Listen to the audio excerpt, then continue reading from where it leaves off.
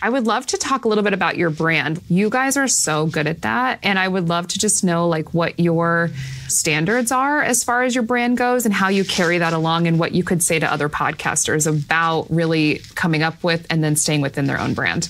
That's an Audrey. I would say, yeah. And it is Audrey, right? Because you do a lot of the editing on the video and the photo side. She does it all. Right? That's all her. I just get to benefit. Yeah. Frankly. Well, to be fair, I write am like the copy, but yeah, and I am like a control freak, so like it's not like you could do it even if you wanted to. That's tea. Yeah, I like have that gene almost to like an extreme extent. Like it's just, if something that we've posted or like the grid, for example, the Instagram grid, like if you actually went to our Instagram and scrolled down it, you would see like an insane level of you would see consistency. the neuroses on display. Yeah. And I've actually in this season tried to like fight myself on it a little bit and be like, it doesn't all have to match perfectly because sometimes, I mean, this isn't even helpful for other people, really. This is like, cause I'm so crazy. Like sometimes a singular post will get more engagement. Like if it doesn't look overly curated, like certain meme formats or whatever.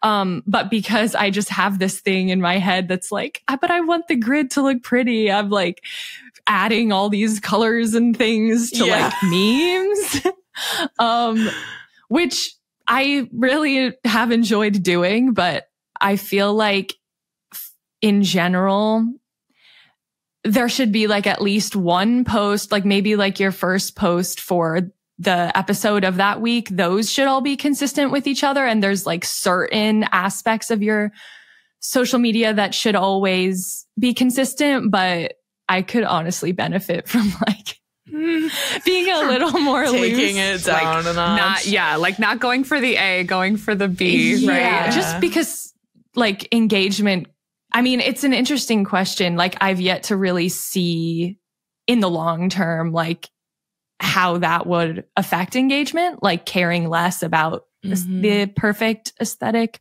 But that's kind of like what I'm going through now. But for the past like 9 seasons, I was just like, no, I need it to look perfect. It does look so good. And you guys have even like expanded into merchandise. How is that going for you? And how, like, I'm wearing you're wearing something that's available. Yes. Tell us all the things. Like, how do we cross over into the world of merchandise?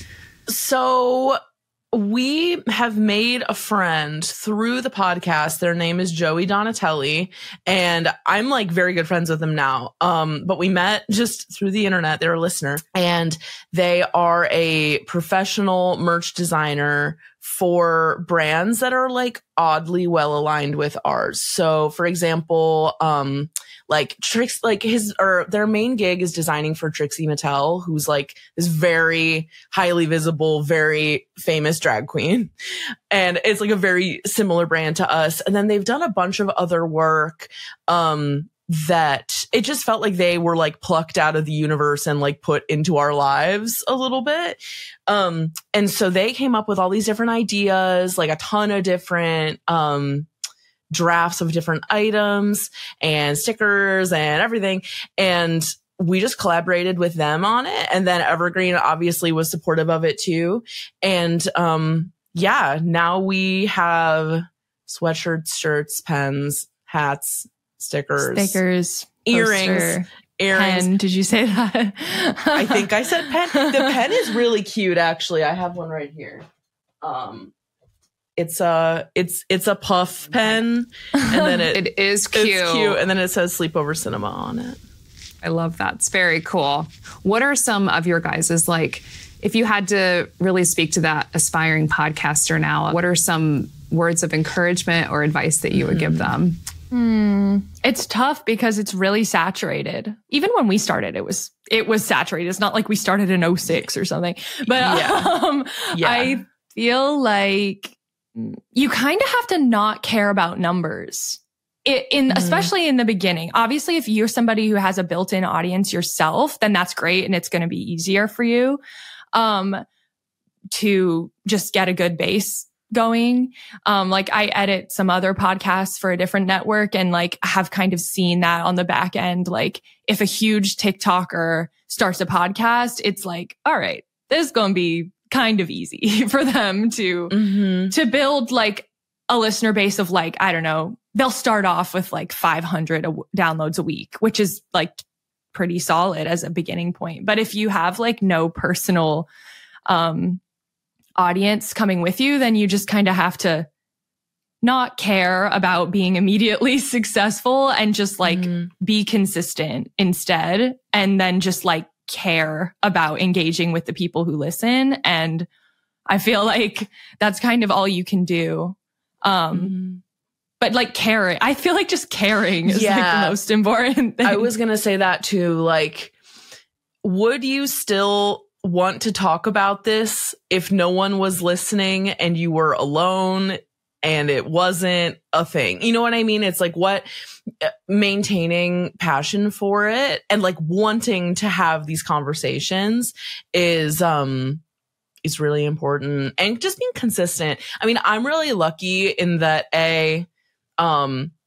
like Evergreen and I have had this ongoing relationship for so long that like there's some structure through that. But then also like Audrey is, as she said, very like intense about work, which to me is a good thing. Like she balances me out really well, because when she said that she's a control freak, I'm like the opposite. I'm like, just take it. So like, maybe it's a good balance, right? Yeah. So I think finding someone who is equally committed, but will fill in the gaps where you have them, is obviously, that's like a very lofty goal. Like that can't happen for everyone, but if it could, it'd be worth prioritizing.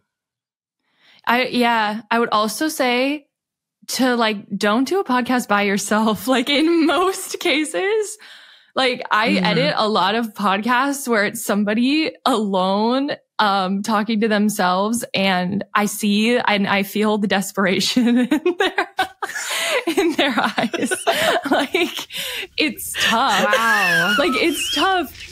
And like in their eyes. I like that advice though. I think it's like really valid, because you're just like, does anybody hear me? Like, does this make any sense to anyone else? Yeah. Like, am I crazy? Yeah. And they'll like start talking to the producers. I'm like, these producers are not on mic. Like these people are not your co-hosts. Like you gotta like figure it out.